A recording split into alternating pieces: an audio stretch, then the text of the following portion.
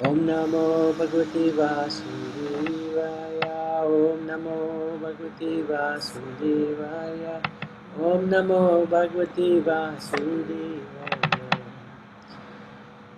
So we are looking at chapter 14, and it's where Krishna describes in some detail the three modes of material nature, what they are, how they work, and what the attributes are for one who is in these three modes of material nature. And finally, he'll talk about how to overcome these modes.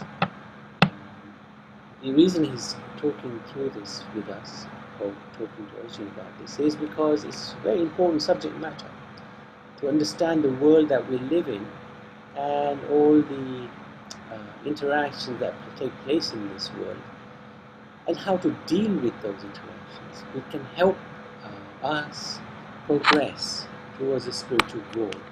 Initially, Krishna recommends, or the idea is that whichever mode we are in, goodness, passion, or ignorance, we try to elevate ourselves to the next mode up. So if we're in ignorance, we go try to get at least up to passion. If we're in passion, at least up to goodness, like that. And if we are already in goodness, of course, the transition to pure goodness is a much easier process. So, before we look at the different characteristics and the modes that apply to the different aspects of our lives, we can just read this appreciation of Srila Prabhupada. It is a most useful publication of the student of Sanskrit. The text in both Devanagari and Roman type is clear and accurate. The word-for-word translation is helpful to the beginner. The translation approaches the text from the angle of Chaitanya Bhakti. Thus, while I cannot agree that this edition is definitive, it is a very useful one, and as Professor Dimok says in his preface, it gives us insight into the doctrines of the Gaudiya Vaishnava school. The above judgment is made as a scholar. As a human being, I cannot but applaud the fact that your movement is bringing faith and joy back into the lives of many unhappy young people who have not been able to find those virtues in the religion and culture in which they were raised. I wish you success in the good work you are doing. A.L. Basham, Professor and Head of the Department of Asian Civilizations at Australian National University of Canberra, Australia. Okay, so we've been going through these different aspects of our life, characteristics, manifestations, charity, food, objects of worship, and sacrifice, austerity. I think we sort of stopped at austerity, and let's continue with work. So I hope devotees are finding this exercise useful. If you recall, let's see what this is. There's a lot of background noise, perhaps a fan. Interesting. Okay, let me just see if we can turn off the sound. How is that? Is that any better? Yes, Prabhu. That's perfect. Oh, good. Thank you. Okay. That's good. If it's too disturbing, please do let us know, because we can try to do something outside. Wonderful. Okay. So the idea is these categories, ignorance, passion, goodness, and depending on what we're looking at, can help us understand where we are at and where we perhaps should be at. And understanding that alone will give us some assistance, because if we don't even know that we're not in the right direction, then that doesn't actually help us. So with worker means somebody who's in employment perhaps, disregards scripture injunctions, materialistic, obstinate, cheating, lazy, morose, procrastinating, an expert in insulting others. Don't need much training in that aspect.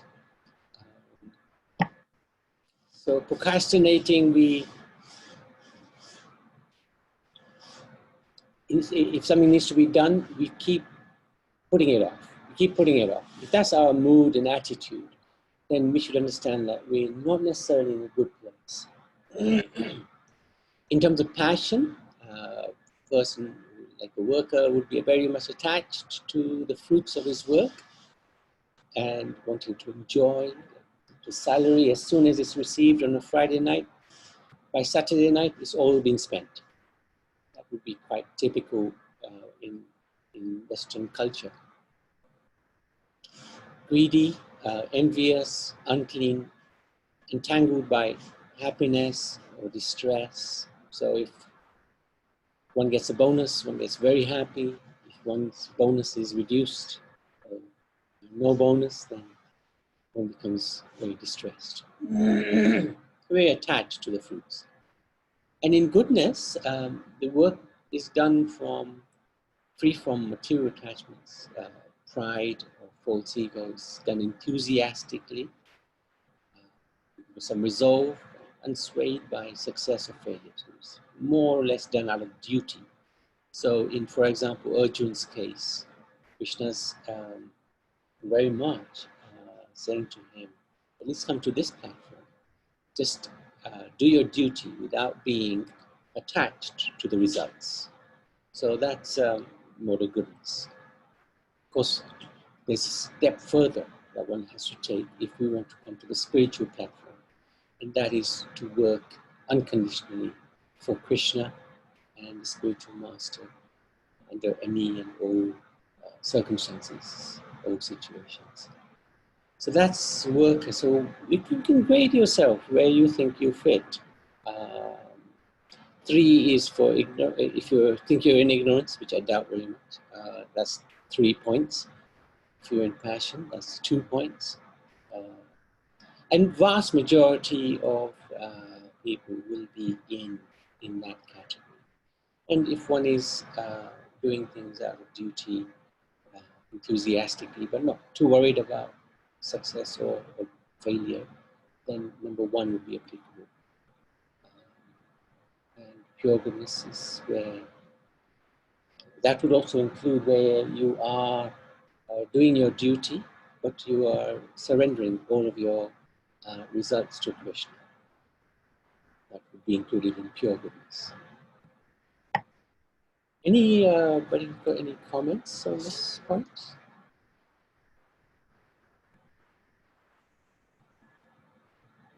Prabhuji, very difficult to decide where you stand. In what way? Well, everybody wants to be perfect. Nobody wants to be a failure. Everybody is performing their duties in their own right way, because nobody is going to think they're wrong, isn't it? But the thing is who decides is the Lord in you will decide, and He will guide you. That's very true. Your point is quite valid. Only thing is, I'll give you an example. If, say, one is a policeman, and at the same time he's a vegan, or follows ahimsa, for example. He sees a robbery taking place, and he has the opportunity to comprehend the burglar, but out of his compassion or sense of non-violence, he doesn't do his duty. He doesn't catch the thief. What would happen to him? Maybe he's not aware. Sometimes people are not aware of, that's why the awareness now is very important in every field. Like if you are in a working field, they are making people aware. They're not forcing people to buy or sell, but they're making them aware so that they can justify themselves. Awareness is definitely there. In every job you go to, for example, there will be training. But if that policeman doesn't do his job, he'll have seemed to have failed in his duty. Even he may have this principle of ahimsa, primary duty, as in while he's working 9 to 5 or whatever it is, is to apprehend the burglar and do the needful.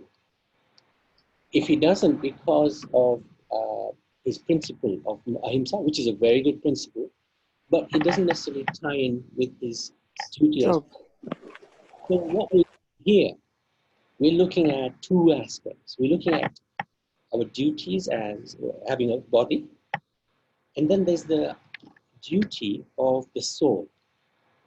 So the duties of the body are depending on our circumstances, male, environment, male, female, etc. Like old, and the duties of the soul are actually defined. And this is where the awareness bit is, of course, a little lacking in society because they don't recognize the soul.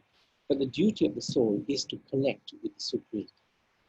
So the worker who is not aware of the second part, the more important bit about the duty of the soul, they would be working within these three modes, no doubt about it.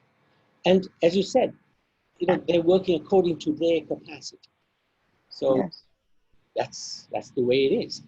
However, there is a higher principle, which is one that Krishna is explaining to Arjuna. And that's why we're studying the Bhagavad Gita, to understand that higher principle that we're actually spirit soul, and we need to connect with the Supreme Spirit, so we need to detach ourselves somewhat from the material aspects of our life, being attached to the fruits of our result, fruits of our labor, for example, getting morose when we don't get our way, perhaps, success, failure. These are all very temporary things relating to the body.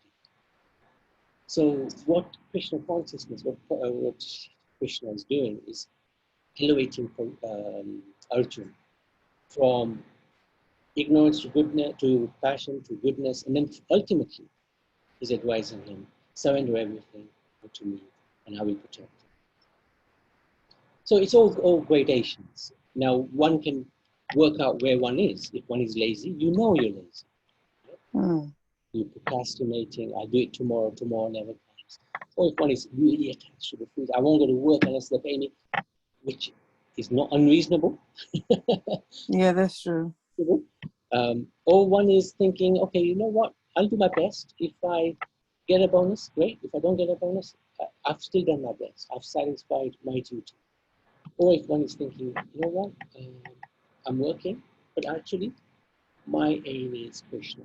So whatever I'm doing, I'm going to give it to Krishna. Or I'm just going to work for Krishna, nobody else. So it depends. So devotees can work out which category they fit into. There may be some overlap in some of these categories, but I think in general one will have a good idea when one is. Is that okay? This expectation. Yeah. That's also a very, very vast subject. If you go into it, it would take days to find out. Yeah. The expectation in life. Yeah. You got to be very, very up the conscious. You got to be really, really pure. I mean, everybody's pure in the Krishna consciousness. I'm not denying that, but it's very difficult to not expect. Sometimes in the back of your mind, the subconscious mind, I think there's all 1% of expectation. Even if you give up everything, nothing wrong. There's bound to be.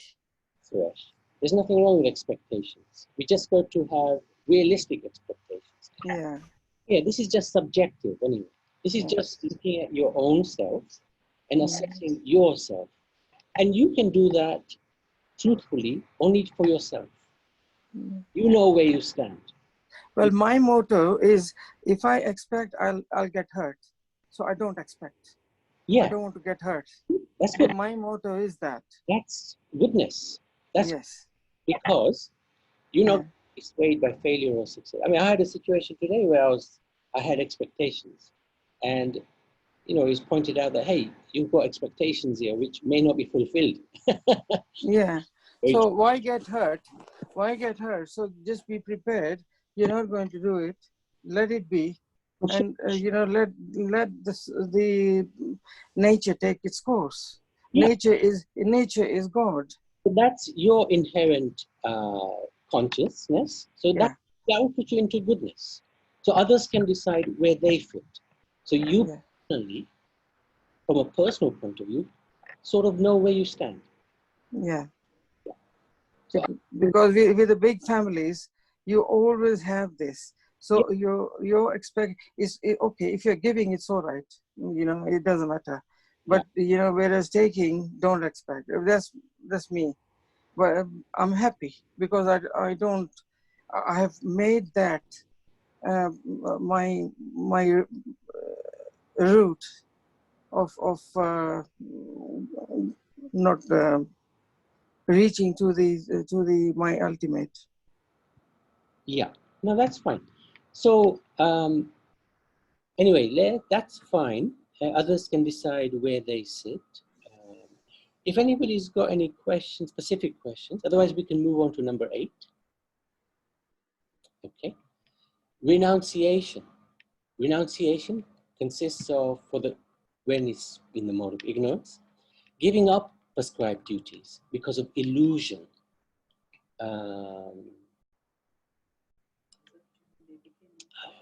Would you say that's urgent? Possibly illusion. I'm not sure. Maybe illusion.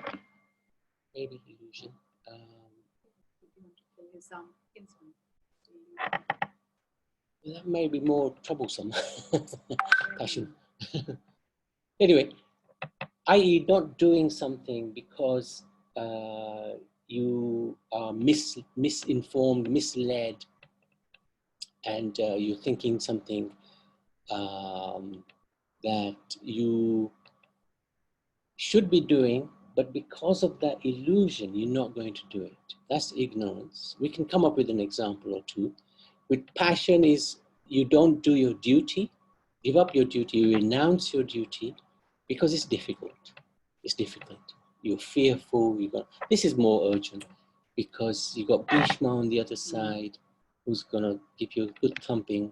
Dronacharya, his own guru, is going to give you a thumping. So you're thinking, maybe I shouldn't fight. And goodness is you do your duty, whether you're going to win or lose, it doesn't matter.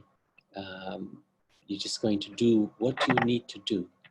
And you're not going to worry about the fruits, whether you are successful or you're not successful. Your duty is your duty. And pure goodness is where you perform your duty in Krishna consciousness.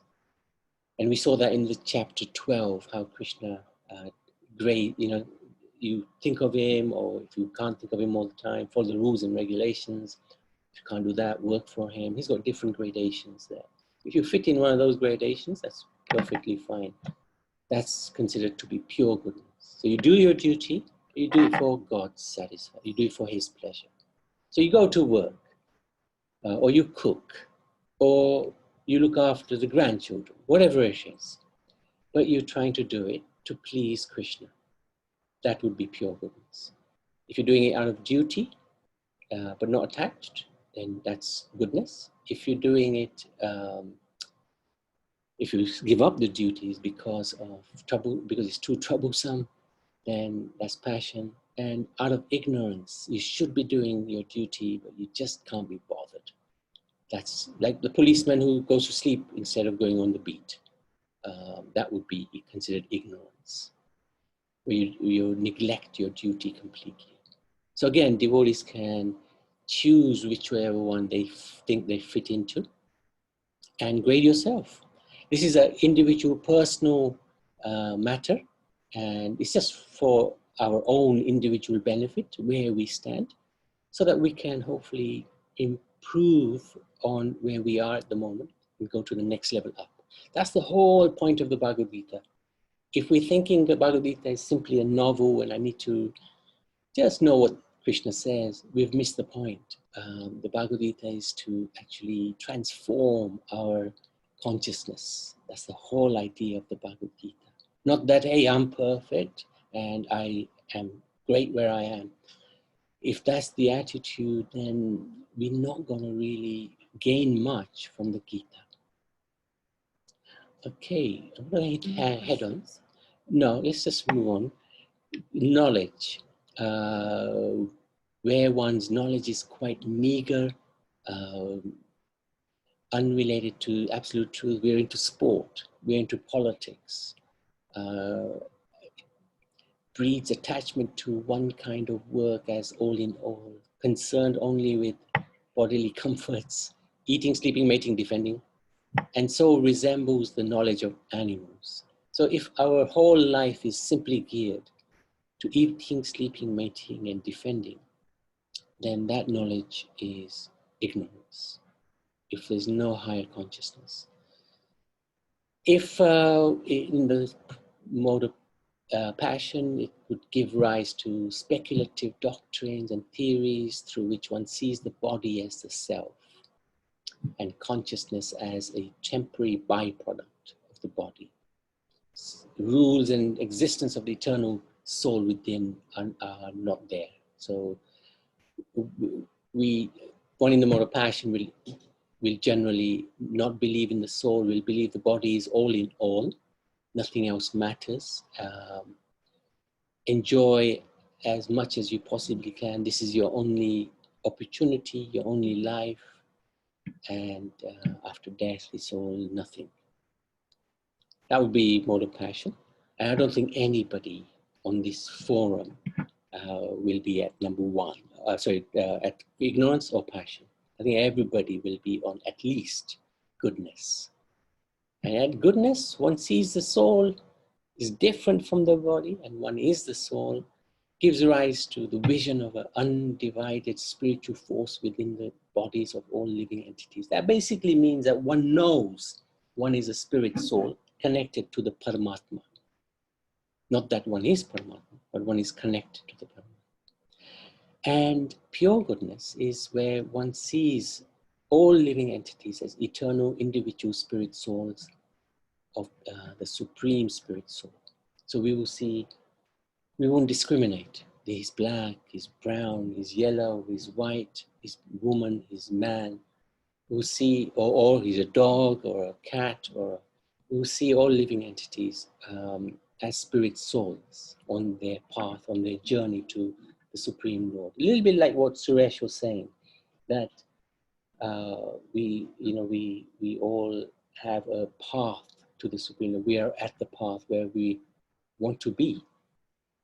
But the person who is in pure goodness will see everybody as on that path to the Supreme Lord, because he will see everybody as spirit souls. Any questions? I think that one is a really straightforward one. Let's go to number 10. Irresponsible. So this is connected to action, how we behave. Ignorance. Irresponsible, violent, distressing to others, performed in illusion without consideration of scriptural injunctions or future bondage or consequences, results in further foolishness. So this is like the Job, who has a little bit to drink and just goes absolutely crazy and bananas. Again, nobody's going to be in that category here. Passion, performed under false ego, with great effort, I am the doer, to satisfy one's desire to enjoy the fruits of his work, results in distress. So this is somebody who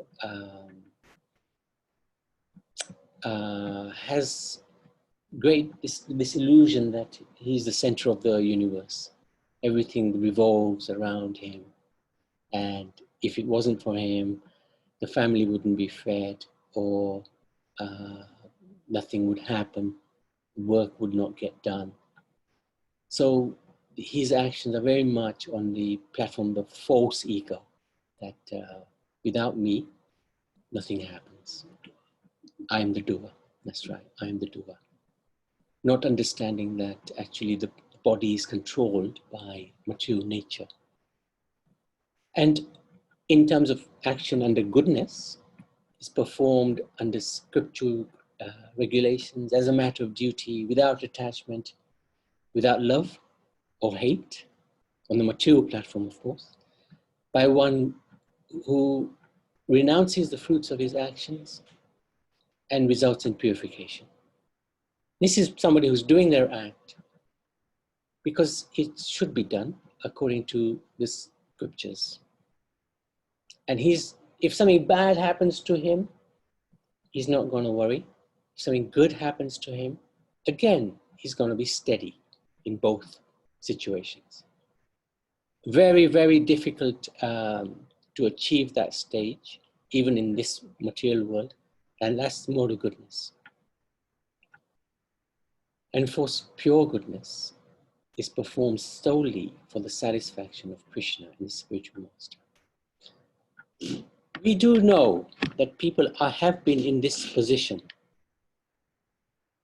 and Srila Prabhupada has taken them from this position into this position.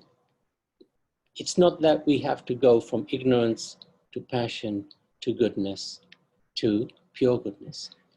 If there is a pure devotee, a very strong spiritual master, he can take us from a position of ignorance to the position of pure goodness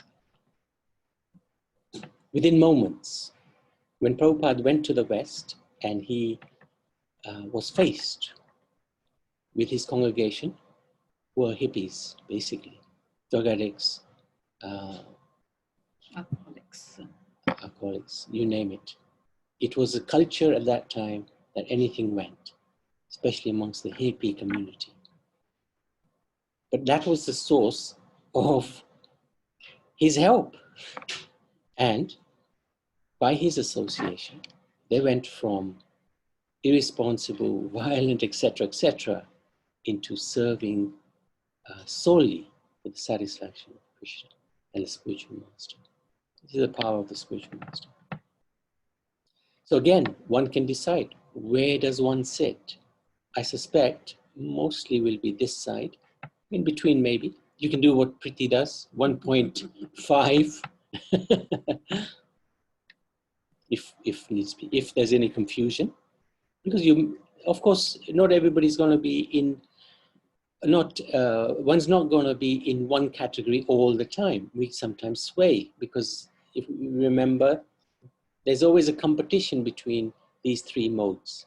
Sometimes goodness overcomes passion, which overcomes ignorance. So we may sway from one to the other, but generally we will have an idea of where we are most of the time. Any questions? This is quite a challenging one.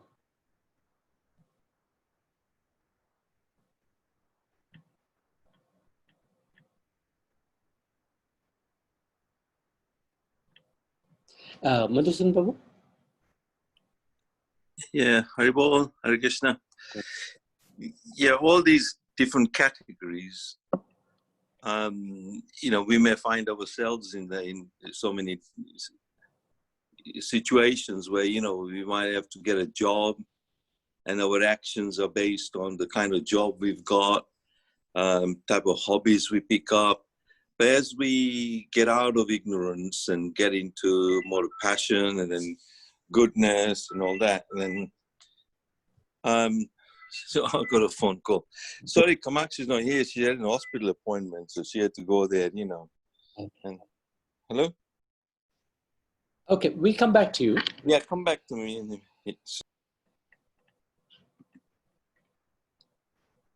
Okay, so, Hare, yes. Hare Krishna Prabhuji, this is Bhavani here.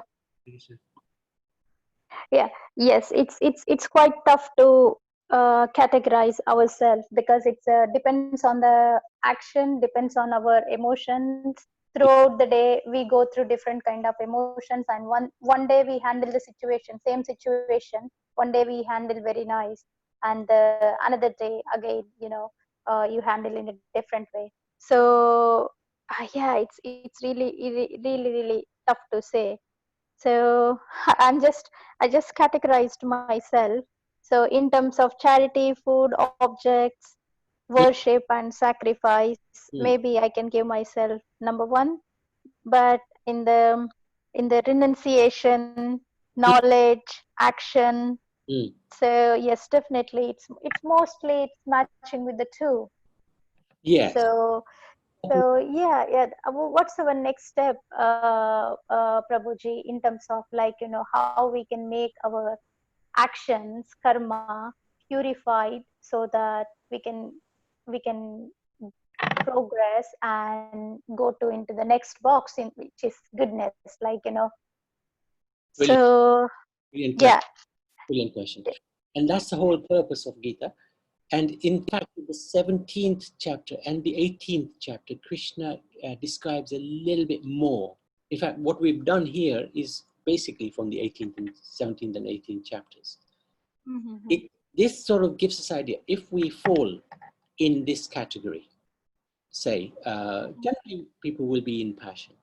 We are thinking we are the doers, and we are attached to the fruits. Otherwise, we won't go to work, of course. But Yeah.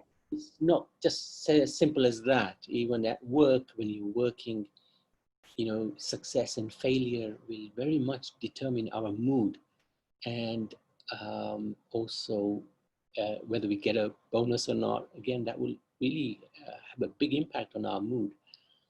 Yeah. So what Krishna is doing is identifying where we are at, right? Mm-hmm. At least we know this is where we're at.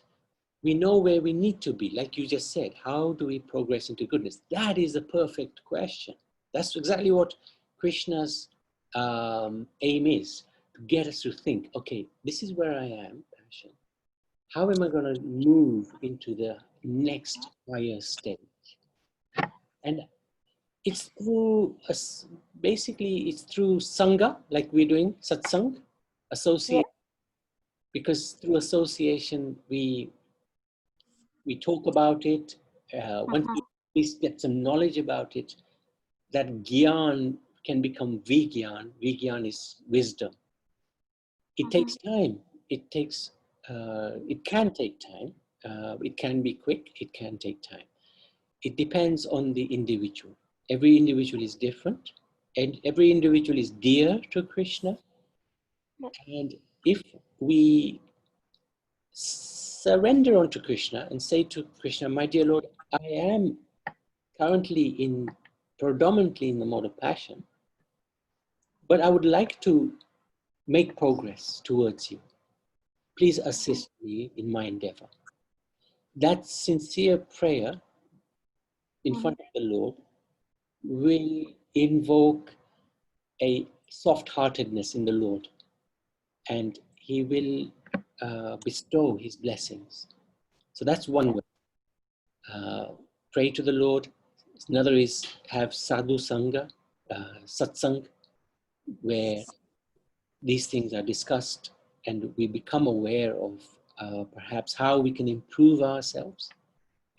So that's Mm-hmm. two ways. And questioning, like you are questioning, how can I progress? Through knowledge. You're reading the big Gita, we're reading the Gita together. That will definitely put some scars into our minds, how to improve ourselves. So you're doing all the right things. Okay. Thank you, Prabhuji. And especially one thing about you personally, your daughter Satvika, Yeah. training her so nicely. That training alone, because you are assisting her, you yourself will assist. You're assisting yourself actually, right? Training her, you're training yourself. So keep doing that. Keep training her how to become better human being, how to become um, more fixed in God consciousness, then that will automatically come to you as well. Thank you, Prabhuji. Yeah, that's our trying. That's me and my husband. We are trying our best to raise her in a Krishna conscious. Yeah, thank you. That's a really powerful statement you made, Bhavani. That's very, very good. Very good.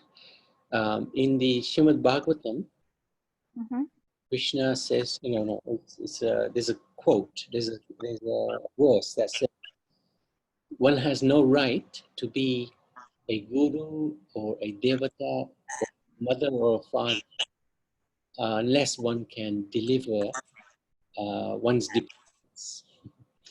So if one becomes a father and mother, and one has children, then there's a duty, overriding duty on that of the parent to assist, do your best to bring your child up in God consciousness. At least the duty is there. You have to do your duty. Whether it works or not is not up to you.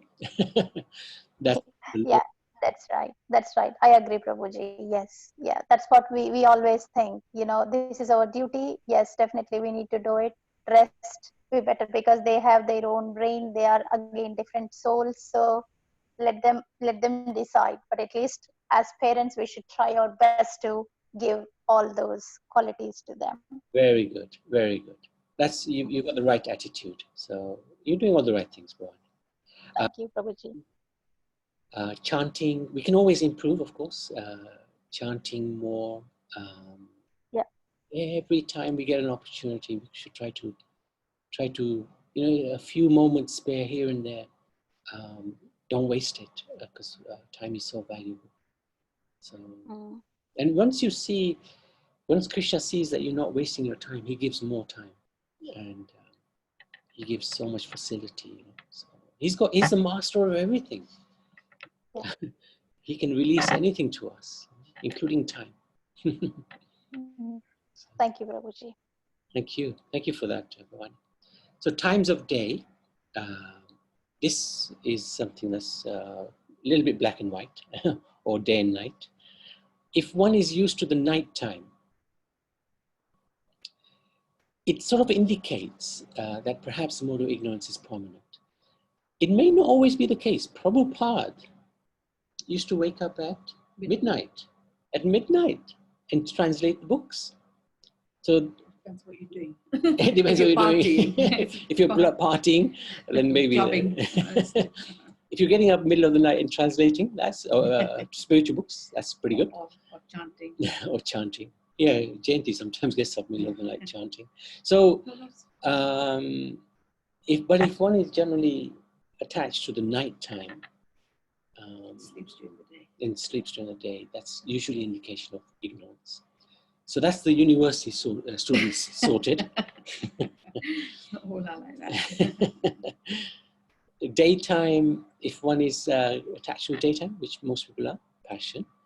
Early morning risers generally would fall in the category of goodness, unless you're a postman, of course. Then there's passion. But if one likes to get up early and meditate, and at that time, he's just got an attachment to that particular time of day, that's a very good indication. Or even studying. Maybe. Translating. And in terms of pure goodness, that person is serving Krishna day or night. Doesn't matter what time it is. If duty calls in God's service, he's there. Like Prabhupada. I remember our Guru Maharaj, he used to rise at like 2 or 3 in the morning. No matter what time he slept, he would always rise very, very early. And he'd spend 1 hour glorifying Krishna, Gomata, all the associates of Krishna. Really quite extraordinary consciousness, no matter what time of day it was. That was a good example for him to set to us. Okay. Hare Krishna, Prabhu. Hare Krishna. I have a question with that. How was his energy like during the day? or just generally because of those times? Like, did he get enough sleep at resting time? Did he sleep anytime during the day?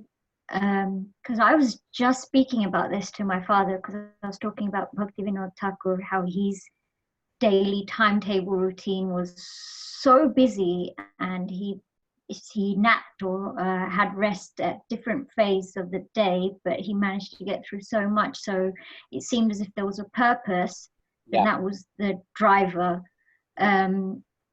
So basically, it's like, I know me, if I end up like lacking like anything less than 6 hours, I could struggle. So yeah, what I just want to know, how was his energy, and is something like purpose something, if you have that, then sleep really doesn't matter. Even in the long term, it won't affect you. Yeah. But just on your point about 6 hours, actually, if you can do it 6 hours sleep, that is very good. Very, very good. Huh? Generally, people would need 8 to 10 hours. But if I know Margaret Thatcher used to sleep about 3 hours. Yes, about 4 or 5 hours, something like that. Yeah. But in terms of their energy source, it's simply Krishna. You know, they give the time and effort, and Krishna will give them the energy and the resources within themselves to do anything.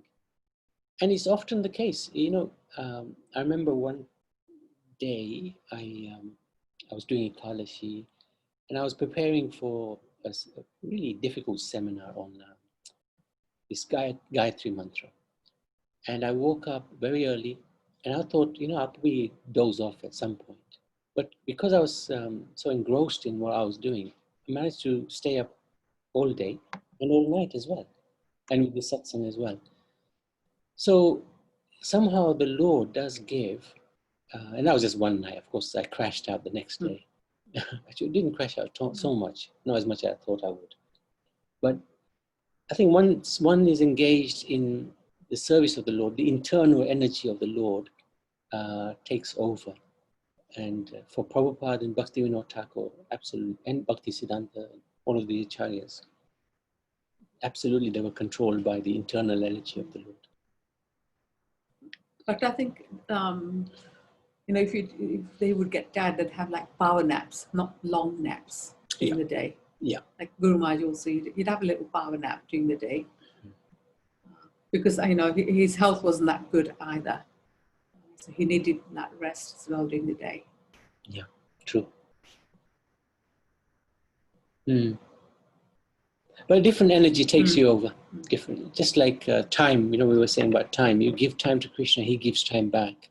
Time operates in a different way for a devotee. Somehow there's so much time that just comes once one engages in his service. I guess this isn't connected to spiritual stuff, but is it, because if people have a purpose, that's sleep?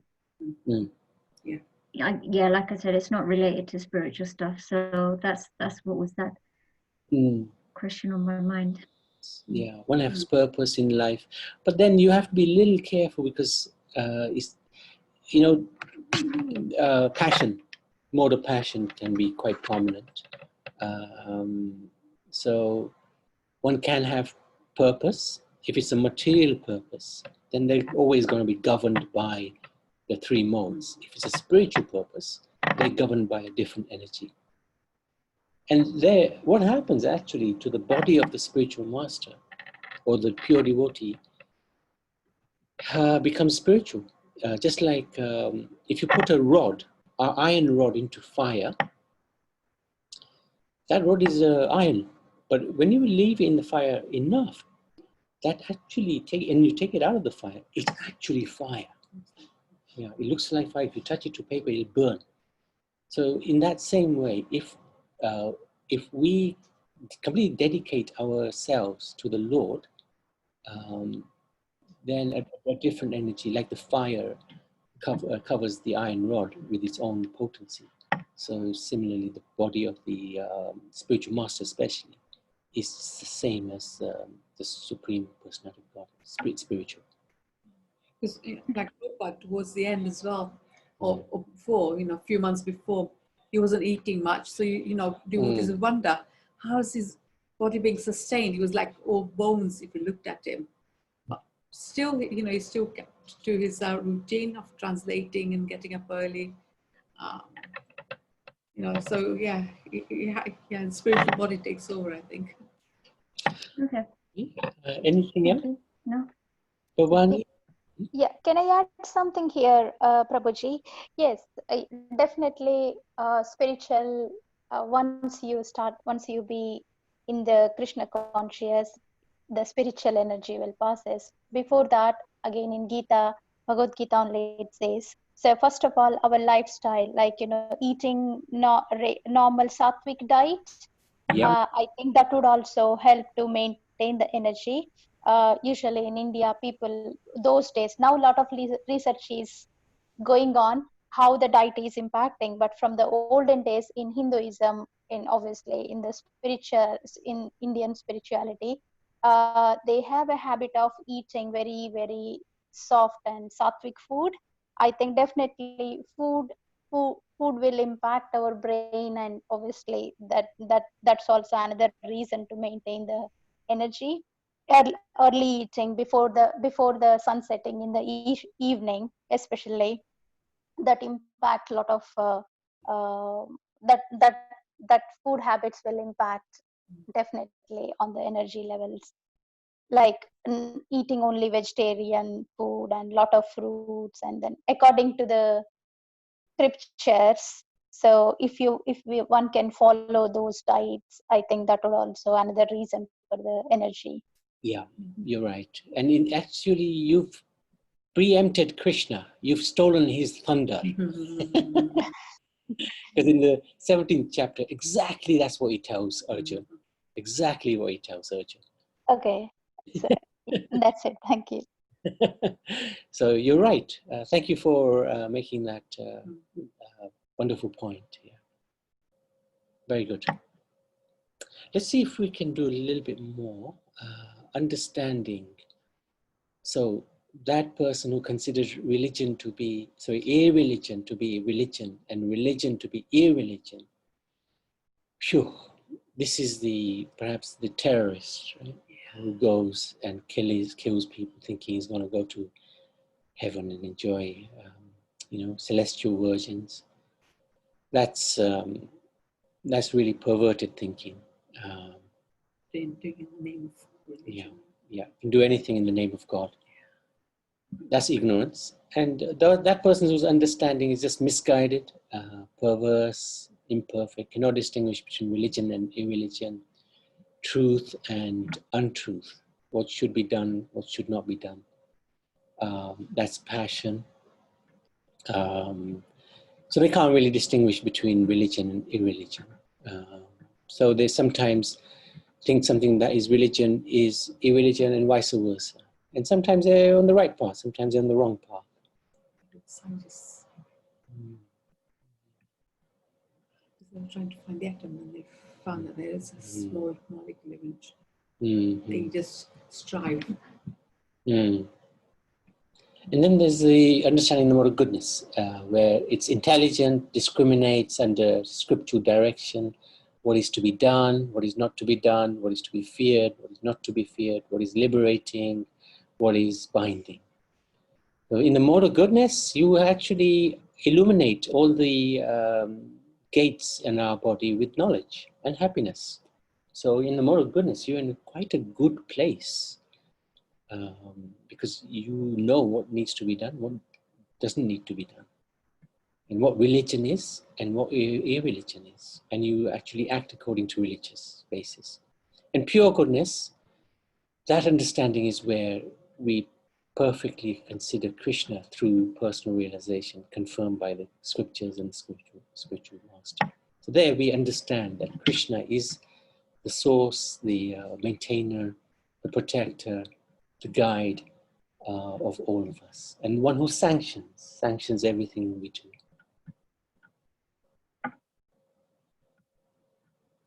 So again, where do we stand? I think most people will be in number one. Determination. Cannot go beyond daydreaming. fearful all the time, always crying, always morose. That's in the mode of ignorance. There's no determination to do anything. Can't get out of bed, perhaps. Doesn't care. Goes beyond. It can't go beyond daydreaming. Those whose determination is fixed upon securing the fruits of religion or economic development or sense enjoyment. So we do religion, but we want something out of it. Name, fame. We do economic development, we want money and prosperity. And sense enjoyment, we want to enjoy ourselves. That's passion. That determination is passion. So that determination, which is goodness, practically unbreakable, sustained with steadfastness by yoga, that means bhakti yoga, which controls the activities of the mind, life, and senses. So that is goodness, where one is in control of one's senses, one's mind, and is fixed, is not shaken up. When a challenge comes to him, he's not shaken up. And pure goodness, that determination is one who's fully engaged in Krishna consciousness and cannot be deviated in any way. That's pretty powerful. Let's just knock out the next two. Happiness. That happiness which is crazy from the beginning to the end.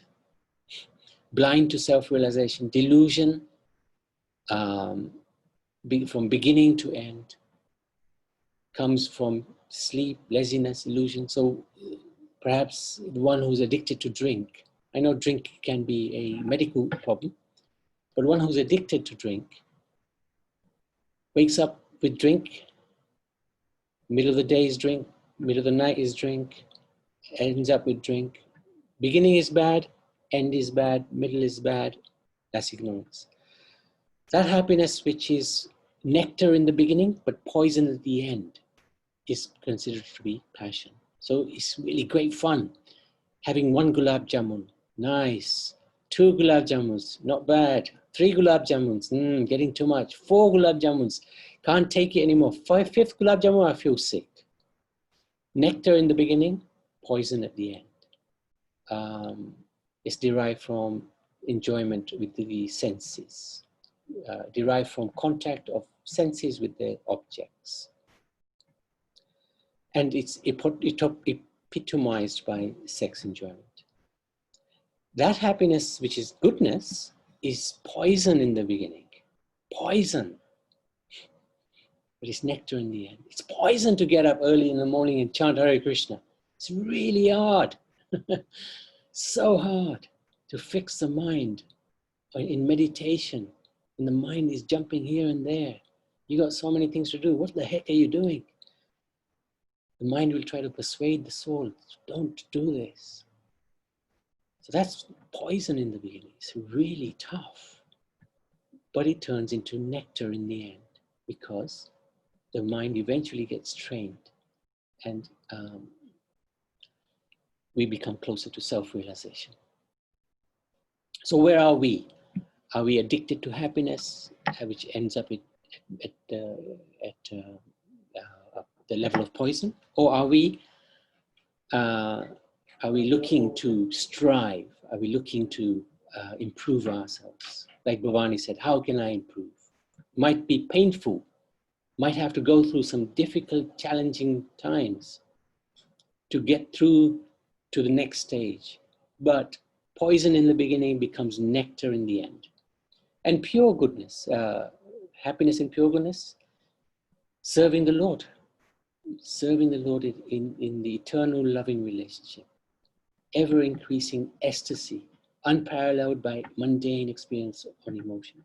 I have to say my own life experience, every single day in Krishna consciousness gives something new, something juicy, something sweet, some more ecstasy. It's just every single, I never got bored. Never get bored. I can read the same verse from the same chapter every day and something new always comes. Krishna just brings it on. Very, very fortunate, very lucky to be in that situation.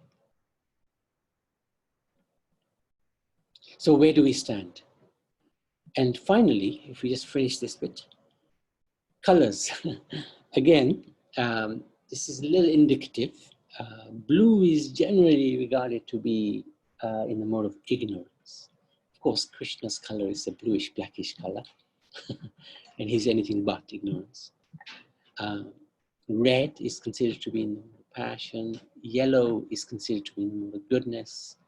And white is considered to be in the mode of pure goodness. And I always, but I've recently been wondering, why is white in the mode of pure goodness?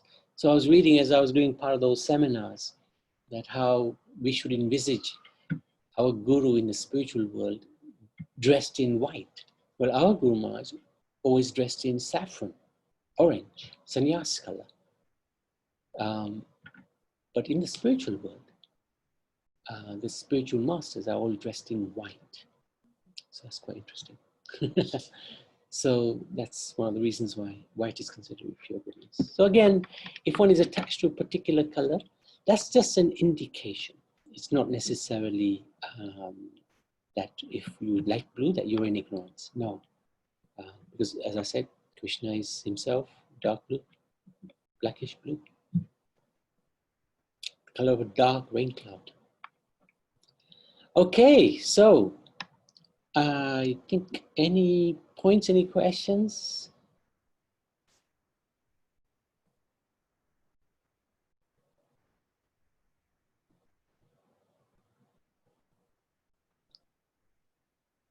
Where did everybody score? Only joking. If anybody does want to reveal that they are on 0, that would be nice. Or if anybody like to say they were over 45, then that would be amazing. Impossible, but anybody like to share anything about the scores? Anybody brave enough? Anybody done the scores? Did anybody make an attempt to do the scores? Hare Krishna Prabhu. Agisha, So when you first showed me this, I thought, well, I know I'm definitely just going towards passion, or maybe I'm completely ignorant. I was surprised that I'm actually going towards goodness. Anyway, it has been really good, this thing. And there was one point you mentioned today, and you said a lot of people during Prabhupada's time started off in ignorance, but they just jumped directly from there to pure goodness. And that was, you know, that leadership, that guru, not leadership, but that guru leadership, pure devotee. Yeah, and I think, and it goes with that purpose as well, you know, and this thing about this Krishna consciousness, everything that you come across, there doesn't seem to be any contradictions. And like the moment you believe in one thing, like it, for me, it started off with reincarnation, and then more and more things, just continuously attractive. So yeah, and then when you finally like want to take that, yeah, you know what, I want to go ahead and do this. I think that kind of jump, it may be challenging, but the thing is, you're working right towards that pure goodness, or you're in that pure goodness area. So that is like, obviously comes from bhakti, and it's not a being in goodness or even pure goodness is not a bad place to be at all, you know. Yeah. No, that's good. And nobody is in any position to judge either. If one is here, well, that's where we are. You know, the whole idea of Gita is to transform us and help us. None of us are, yeah, otherwise we'll be in the spiritual world, you know, we all got our crazy, you know, craziness. I certainly know I have. I can demonstrate it every single day without any problems. Sanjana, I'm going to put you on the spot. Oh, Hare Krishna. So you go through this. Yeah, I found it really hard. I found myself sort of going towards between passion and goodness for most of them, which I kind of expected, I feel like. Because I'm sort of in the... Oh, can you hear me? Yeah, I can hear you. That's good. Okay, good. Yeah, no, I thought my video just froze.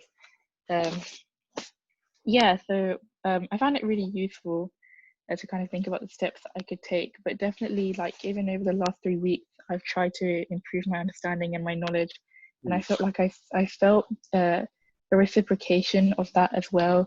Really? Like I mean, sort of like I feel like I've been thinking more in my daily life about how to bring in goodness, which I didn't like perhaps maybe think about as much before when I wasn't, you know, Right. sort of hearing verses of the Gita. So like you say, like the purpose of the Gita is to elevate you.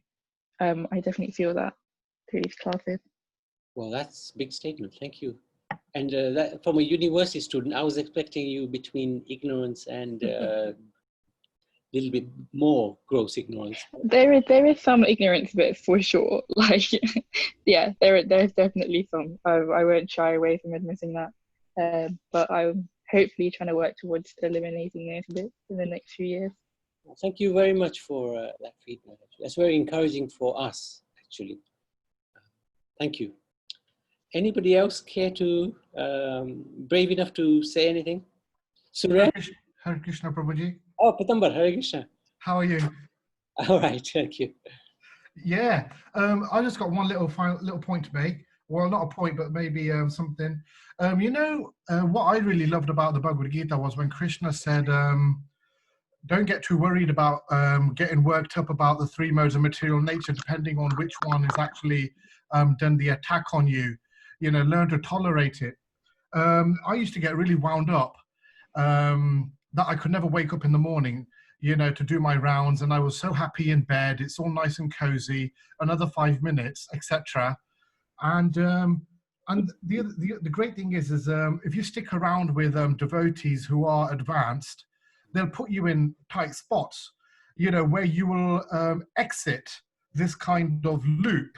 And then eventually these kind of things become automatic and you will automatically wake up. Tamagun can never be gone, because still when I wake up in the morning, the bed is so nice, but Krishna is even more nice, and you automatically want to come out. And also it becomes habitual. A lot of this is habitual, which guna you actually sit in. But the thing about don't get too wound up about it. You know, just understand that one becomes predominant and there's a mixture. I think that's really important. Yeah. Hare Krishna. Also, what you've done, personally speaking, being with you for the last 9 months, I don't know, 6 months. It's you know, you've progressed. You slowly keep progressing. You know, like judging you from the Ekadashis that we follow. You get up early morning. You get up and you stay till late night, and then you get up early in the morning the next day as well. So that's always a good sign. So I'd like to congratulate you. Actually, you've done very well that way. Suresh. Well, I think ignorance, I'm wearing blue. So I can't sort of ignore the ignorance. So passion, I like red because I preach to Matarani, and Matarani goddess is always in red. Right. So, and determination, the yoga and all that. I past 2-3 years I've gone into yoga meditations. Yeah. That's spiritual meditations, not like youngsters. The yoga, but the yoga meditation. So I would say goodness also. I'll put myself in all of them. I like white because white is purity. We are heading towards purity anyway. Yeah, no, that's good. No. So I like all of them. So I don't know where I am. I'm in 45. I'm in 31 to 45. I'm also on 0. Well, that's the determination you are going to, you're focusing to be a shunya, isn't it? Yeah. So my shunya is there in the first one.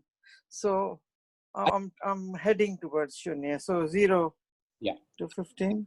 That, you know, there's, you know, we oscillate between, you know, 0 and maybe 30. So yeah. Let's. I'm not being over conscious, but looking at this chart, it's very interesting. but putting the colors in mind and the passion in mind, goodness in mind, and with the colors, you know, purity comes anyway. White will come eventually. Thank you for sharing. Nice. Appreciate that. Thank you. Thank you very much. Anybody else?